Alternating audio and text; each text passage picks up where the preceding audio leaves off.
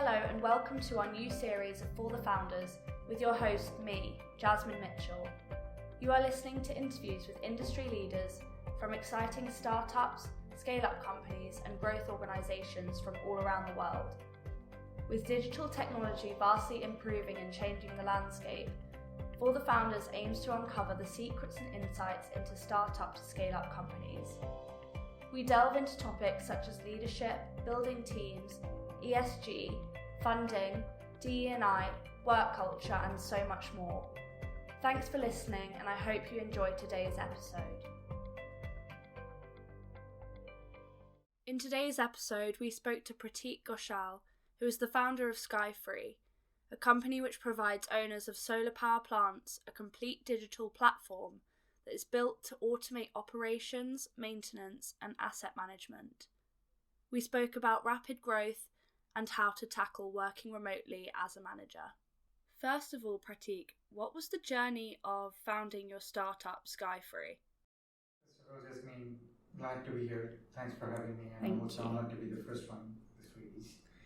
A startup journey, think about Skyfri is by no means any fancy, right?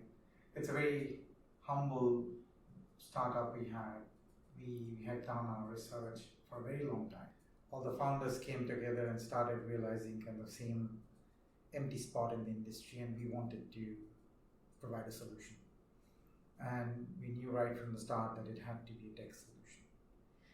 So at the beginning, the usual anxieties were there, right? How do you do it? Where do you find the team? How do you compete? How do you stand out? Are you in a blue ocean? Are you in red ocean? Are you in whatever it is? So, and you never get an answer. And it all kind of came together as we started forming itself. So, in short, our journey in Skyfri has been by no means any different than any others, I would say. We just had happened to find the right team at the right time. And what separated us and from the other startups I did before was that we came from the industry and we knew right at the start what solution we might be able to provide in our industry needs. Mm-hmm. So does that answer your question? Yeah, of course. Maybe if you could speak a bit more about your personal background and what your ideas were and how this has kind of driven you to become a founder.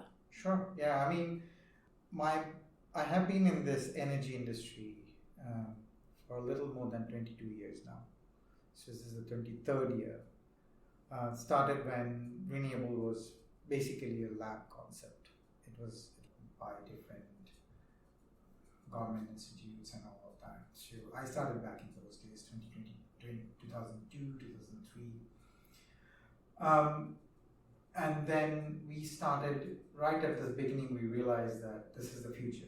We can't keep taking out fossil fuel anymore. And all the researches back in those days showed that we were on the right path. We just didn't know how to do it commercially well.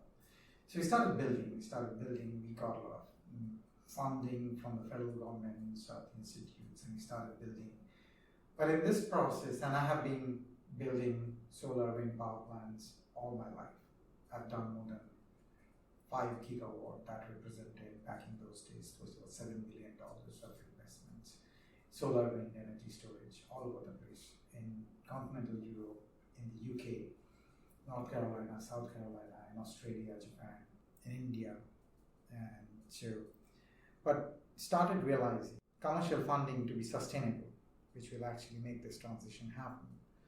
We needed to make this assets life cycle sustainable. As in, what this means is that it has to generate revenue on its own without much of disruption. We didn't care much when we were building. We just built it. We designed it whichever way it suited the best. We didn't spend much time on the operations and management. We left all these in the hands of the local supplier service providers. We're doing it all manually. So very soon we started realizing that we were kind of shooting in the blank, right? and it was a black box. We didn't understand how things were working. A lot of money has been invested, several millions of dollars. And often we'd get a report which would show that we were significantly underperforming. And we started thinking about it. So the one thing that came obviously to our mind was we could digitalize the operations. And that was the inception of Skyfri. So a vast part of the management of these assets, which we call O&M, operations and maintenance, is analog, is manual. And Skyfri was started to digitalize this. And we also realized that we needed to take out the human labor out of this context. And when COVID struck us, it was quite apparent that we couldn't have people in time, and we couldn't leave this trillions of dollars of investment in the hands of them making errors. So we wanted to automate these solar power plant operations. And that was the start of Skyfri. And all of our backgrounds kind of came together. All the founders brought close to about 120 years of experience, cumulative experience. So that we think had separated us from the rest of the startups in this space. What would you say when you wake up in the morning? What drives you? Do you kind of see yourself as positively impacting climate change, or do you kind of see the financial benefits that you can gain, or is it a bit of both? I mean, I have had successful career in asset management and private equity. I have been the CEOs of few power development companies, and I wanted to believe that I was doing well, was financially remunerated well, but something in me that was saying that we probably could do more to fight the climate change. And that's why I jumped on this and then started this startup. And like it happens in any startup, you don't get any financial benefits at the beginning. You have to put your skin in the game, and we bootstrapped at the beginning, right? So it was all our money. So than earning money, we're investing money. So going back to your first question, every morning I get up and what drives me and all that stuff, it evolves. I mean, looking back 2 years, I just wanted to make a product that everyone would like, and in the sense everyone would like to use for their solar power plant, wind power plant operations. The product market fit was always on my mind right at the beginning. Once you got that, and we're still in the process of kind of proving it, right? I mean, we're just 2 years into the business. We have this product market fit now, but our customers' environment, their industry is also changing. So it's a constant quest to keep yourself relevant.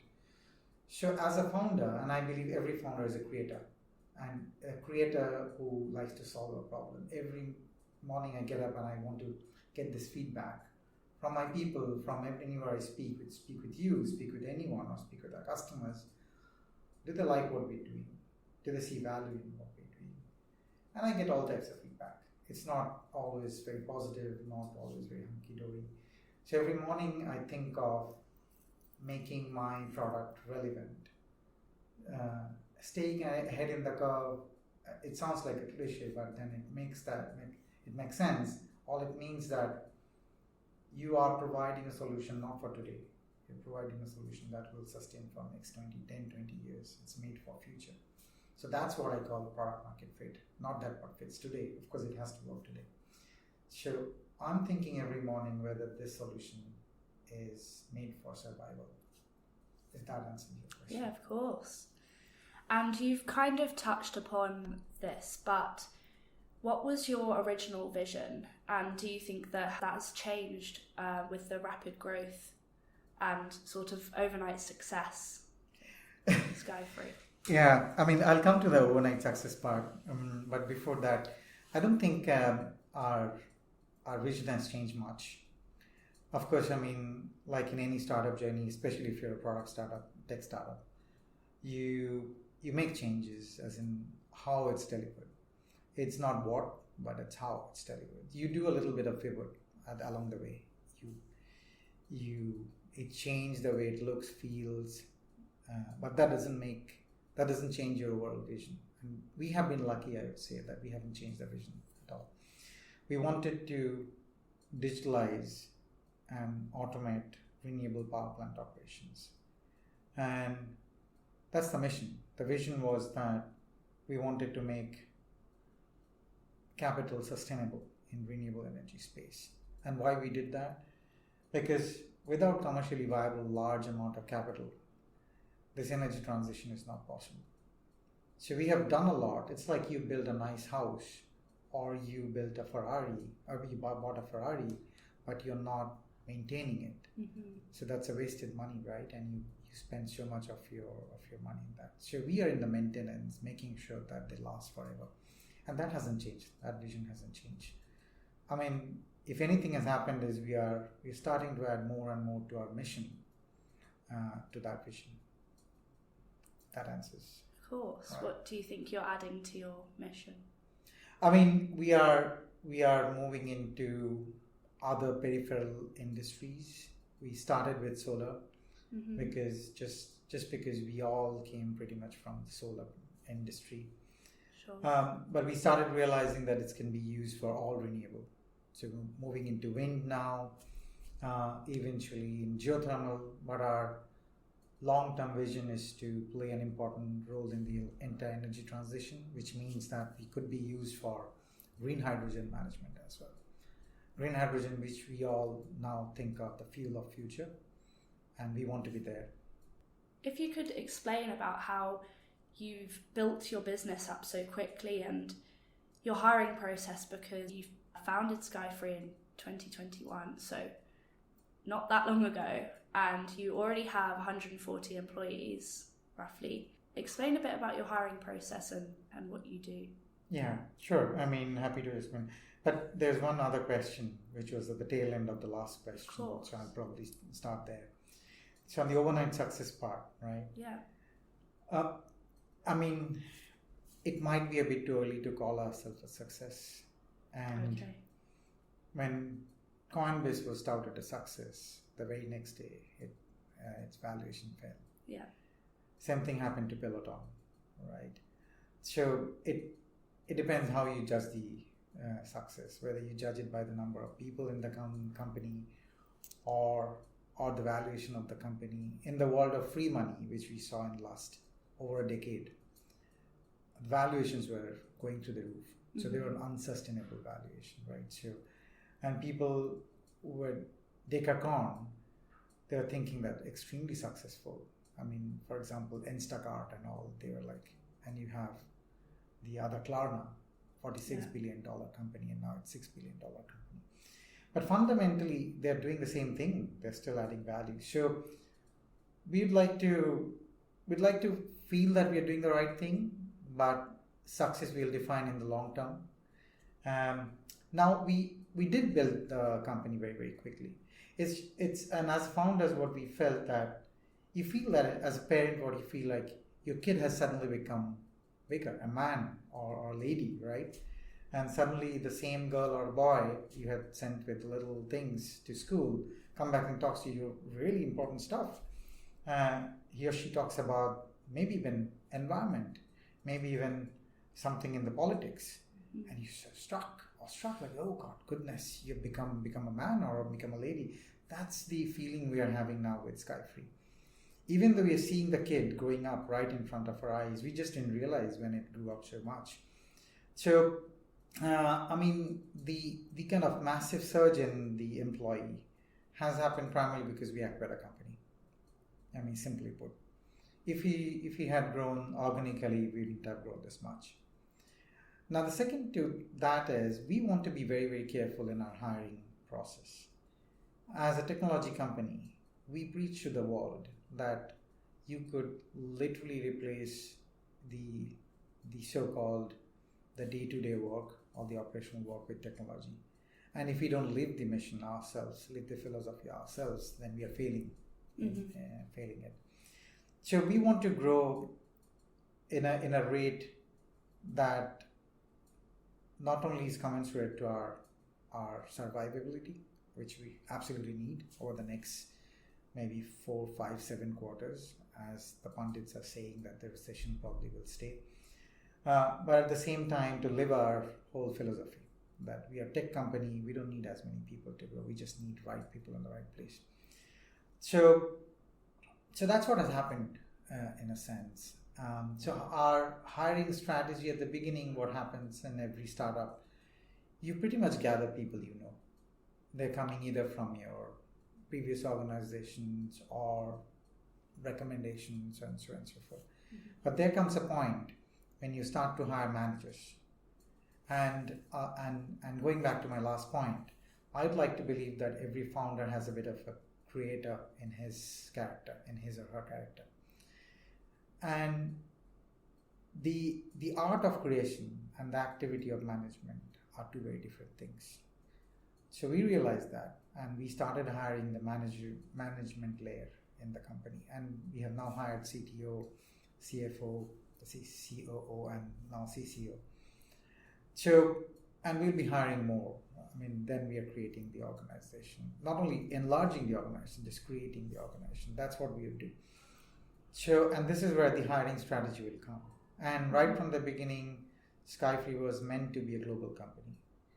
We started remotely, pretty much, and then we got an office. Our headquarters is in Oslo. Now we're starting to expand in different markets. So global.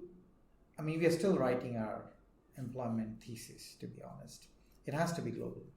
It has to be a place for everyone welcome, as long as he or she can create value, add value to it. Mm-hmm. We want to get a nice mix of experience and the youth, because when the youth drives the energy and they really think out of the box, the guidance, the guide rails is absolutely required from here, to take the company from here to the next level. So we want to have that nice mix. Mm-hmm.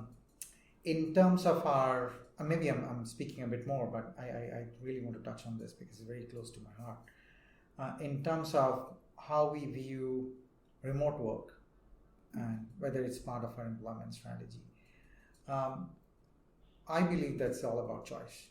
It doesn't need to be remote first or remote only or an office only or office first. If you find someone who's of worth and value, I think anything should work, right? And we have to be, as managers, as founders, we have to be extremely smart in finding out new ways to manage this distributed workforce. The biggest benefit we are seeing in remote working is that when you are a tech startup, your hiring radius is the entire world, right? You can find anyone from anywhere. You just need to find the right person. Yeah, just wanted to touch on this because it's very important. And there are a lot of side benefits to it. You don't come to office, you save tons of carbon dioxide.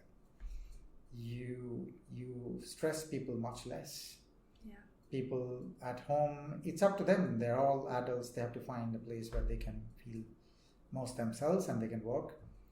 They don't need to dress up, spend 1 hour before, 1 hour after, get all the stress of driving through the traffic.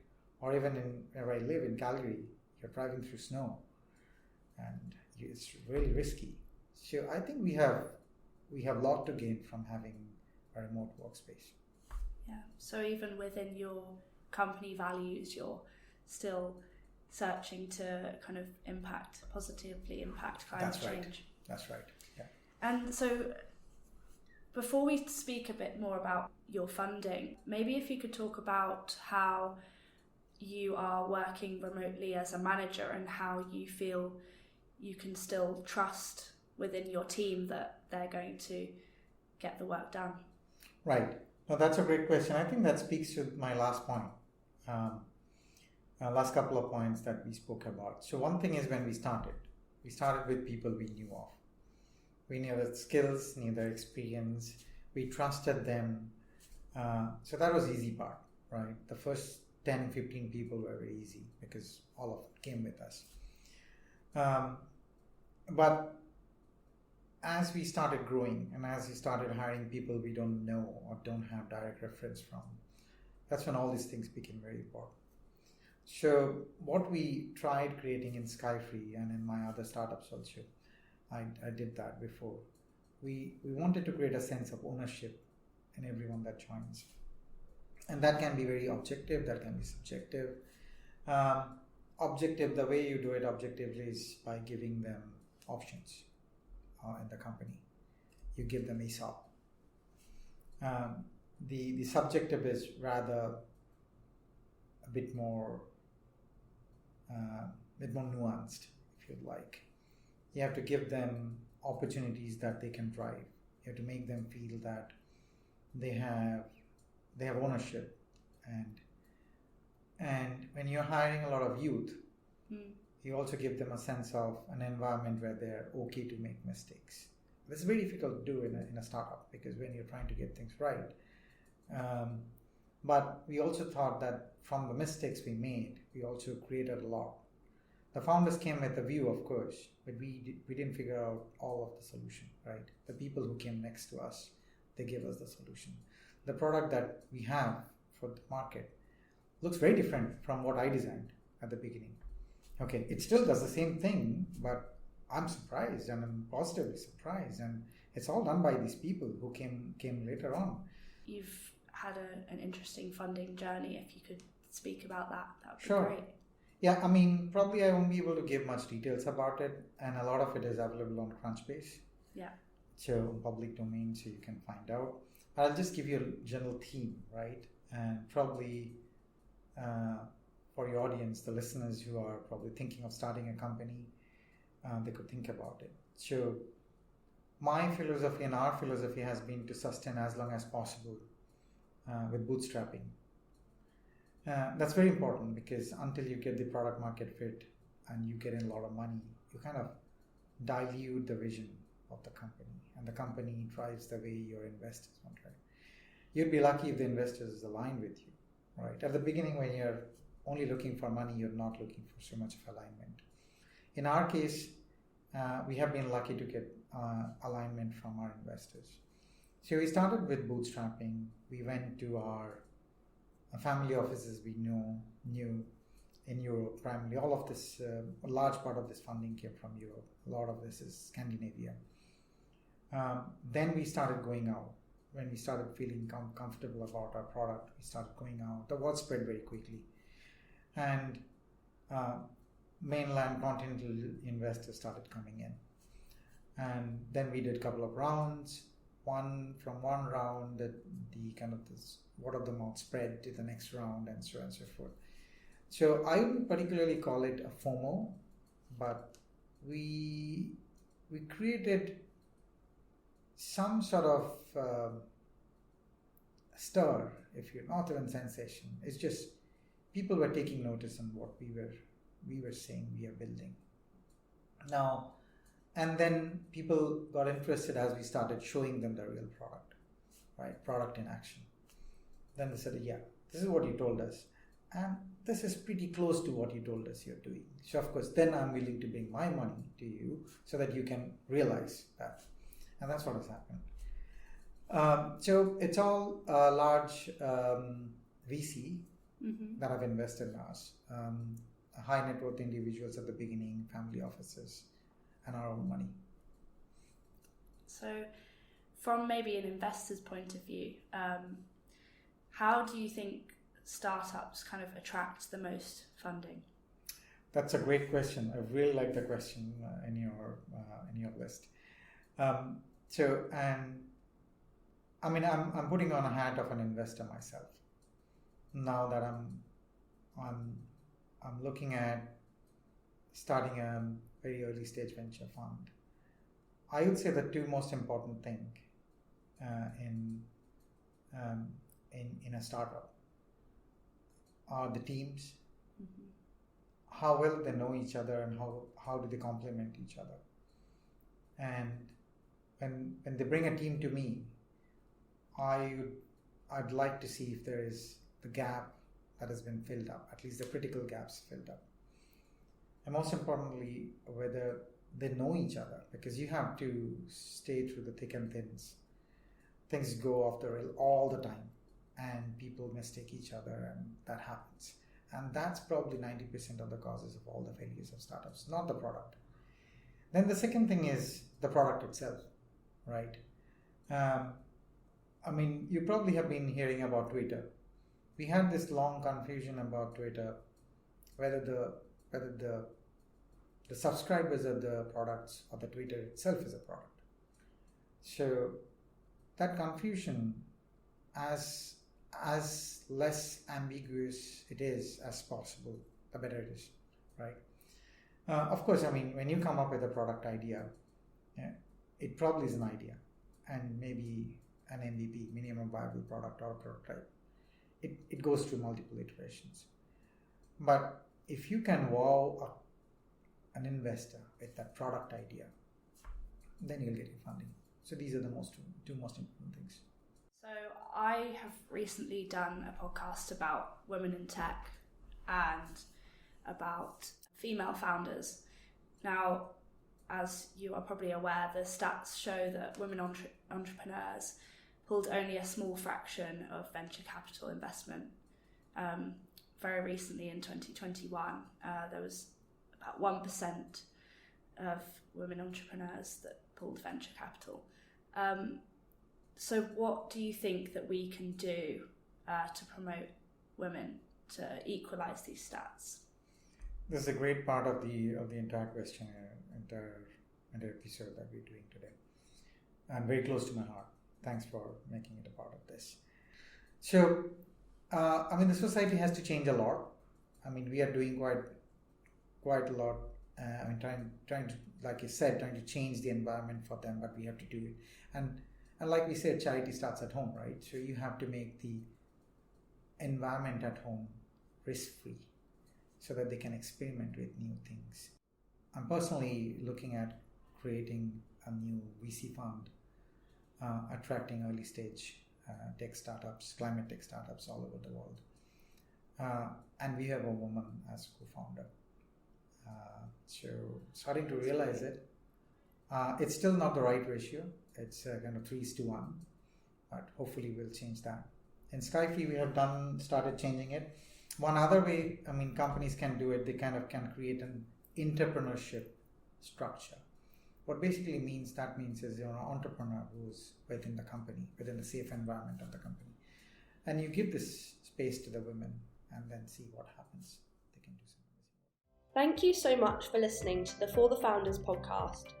If you enjoyed this episode, please visit our website to get involved in the latest podcasts, video footage and events throughout the year. Please look out for the next episodes with founders and CEOs from all over the world.